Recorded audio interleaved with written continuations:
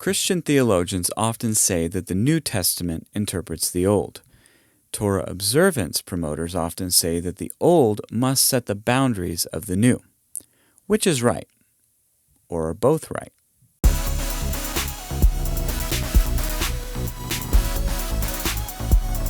Hello, and welcome to the Beginning of Wisdom. I'm Andrew Schumacher. In this video, we will establish the interdependent nature of the Old and New Testament. First, a couple of questions. Is the Old Testament, or Hebrew Bible, complete? By complete, I mean, is it finished? Was there no need for further revelation? Clearly, if you believe the Messiah came, you cannot answer yes. There was a need for a New Testament. Until the New Testament revelation came, God's revelation to man was incomplete. And if any of the New Testament teaches us anything about the Old Testament, then the Old Testament could not be God's complete revelation, nor fully understood on its own. Another question: does Jesus give any commands or teachings not found in the Torah? He does. In John 8:56, Jesus says Abraham rejoiced to see his day, something the Old Testament never says. In John 13:34, Jesus gives what he calls a new commandment, to love one another as I first loved you. Loving our neighbor was a command, but Jesus made it more focused on believers because it demonstrates discipleship, and he also linked it with his love for us. This is not the basis of the command to love one's neighbor in the Torah. There it was to love your neighbor as yourself. Matthew 7:12 has the golden rule, to do unto others as you'd have them do unto you.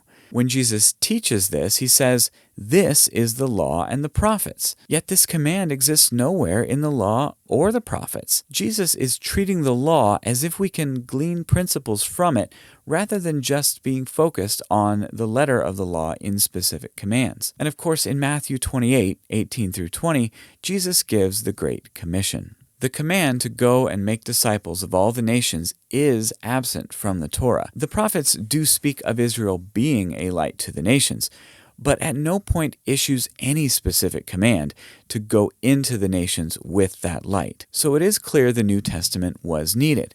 Does this mean we can ignore the Old Testament? Of course not. The Old Testament tells us how to recognize Christ, but it sets up the coming of Christ by means of types and shadows.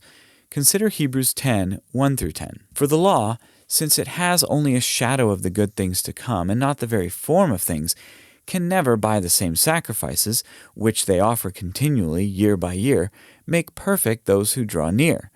Otherwise, would they not have ceased to be offered, because the worshippers, having once been cleansed, would no longer have had consciousness of sins?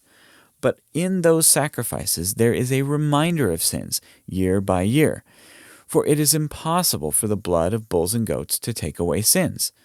Therefore, when he comes into the world, he says, sacrifice and offering you have not desired, but a body you have prepared for me.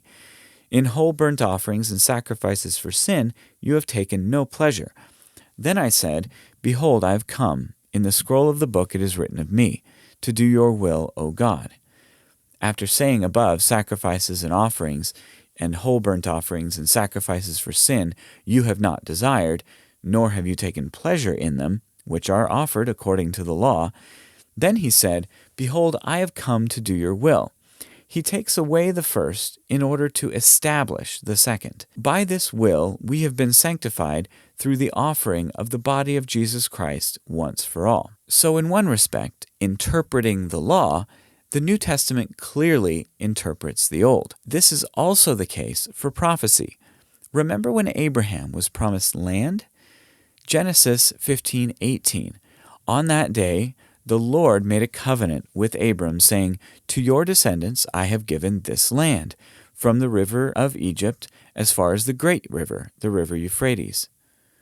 How is that interpreted in the New Testament? Romans 4:13. For the promise to Abraham, or to his descendants, that he would be heir of the world was not through the law, but through the righteousness of faith. The Old Testament sets up the types, shadows, and prophecy.